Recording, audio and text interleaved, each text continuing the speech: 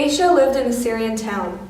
She said in an interview that she remembers when Syria was one country with one heart.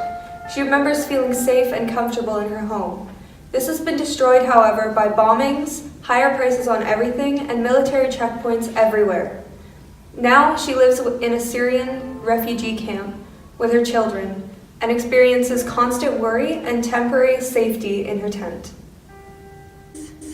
Ali is 6 years old and from Afghanistan.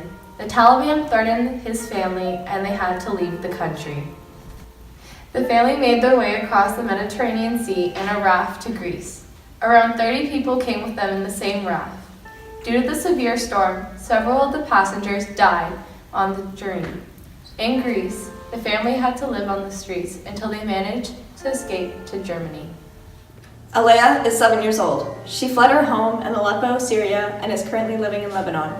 This is what she told an Italian NGO. The last thing I remember of Syria before we left was when my mother was taking me from our place to our grandparents'. The roads were full of dead corpses. I saw dead people with no heads or no hands or legs. I was so shocked I couldn't stop crying. Asha is a widow who had 8 children. Out of all those 8 children, 7 of them have died during the ongoing war in her country of South Sudan.